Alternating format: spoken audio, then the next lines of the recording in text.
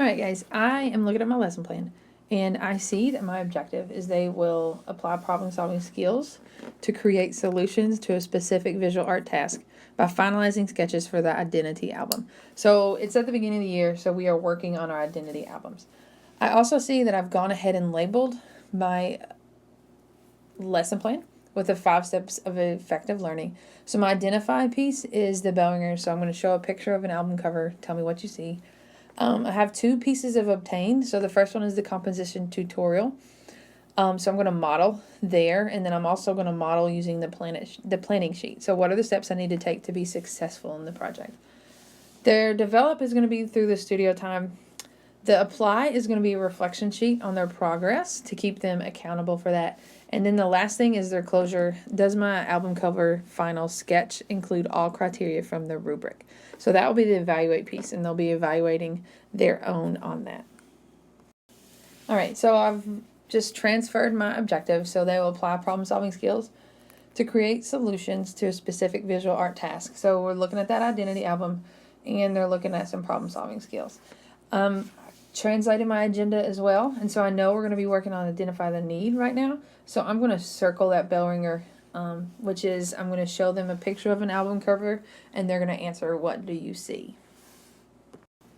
All right, so if I'm going to look at my identify the need, the first question I need to ask myself is, what is my objective? So like I said before, I really want them to finish their album covers, and I want them to use specific criteria that's going to be on the rubric, which will be how I evaluate them. The second question I need to ask is, why do students need to learn it? This is the first project, and we're going to be doing a lot of those this year. So I really need students to learn how to use a rubric and criteria to show mastery, because this is something that we're going to be repeatedly doing. So they need to figure out, hey, these are the criteria, this is what she's looking for, and then this is how I identify that in my piece.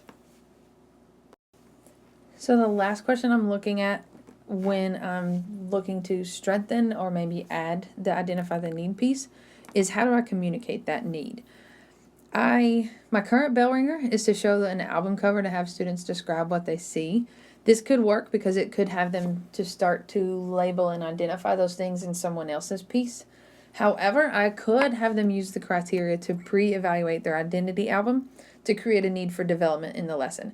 So they know that, hey, these are the things that I'm missing. And so when we get to that development and that studio time, they would be able to say, hey, I know I need to focus on this. And so it would give them a added focus when we go and look at that studio time. And then the last question, when I'm looking at my identify the need portion of my lesson, is, what is the change in practice and how will it impact student achievement? Well, in this particular lesson, I did have a bell ringer that had them just identify it from someone else's piece.